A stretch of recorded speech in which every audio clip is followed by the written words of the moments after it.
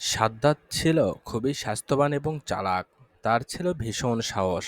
একদিন সে মাঠে খেলা করছিল। তারপর হঠাৎ সে দেখল কিছু সৈন্য পার্শ্ববর্তী রাস্তা দিয়ে এগিয়ে চলছে। এটা দেখে সবাই ভয়ে পালিয়ে গেল। কিন্তু বাচ্চা সাদ্দাত সেখানেই দাঁড়িয়েছিল। সৈন্যদের মাঝে একজনের চোখ অন্ধ ছিল। সে জানত অন্ধত্ব দূরীকরণে সুরমা একটি মহা ঔষধ। তাই সেই সৈন্য যেখানেই যেত সেখানেই সুরমার খোঁজ করত। রাস্তার পাশ দিয়ে যাবার সময় ওই অন্ধ সৈন্য একটি সুন্দর কৌটার অনুসন্ধান করল। সেটা তুলে দেখল এটা একটি সুরমার কৌটা। এতে সে অনেক খুশি হলো। সৈন্যটি কৌটা খুলে তার চোখে সুরমা লাগাতে যাবে।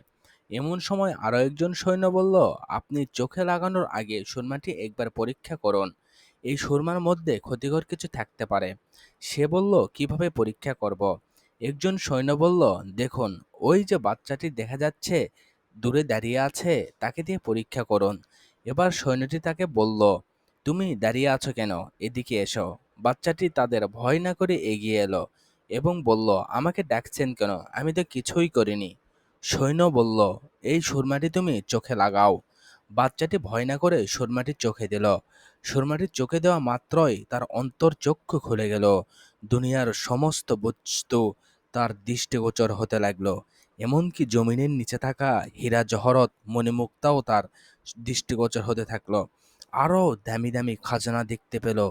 বাচ্চাটি খুবই চালাক। শুধু চালাকি নয়, সে প্রতারকও বটে। বাচ্চাটি মনে মনে বলল, এসব কথা এদের বলা যাবে না। এই পুরো কাহিনী দেখতে হলে এই চ্যানেলে দেওয়া আছে।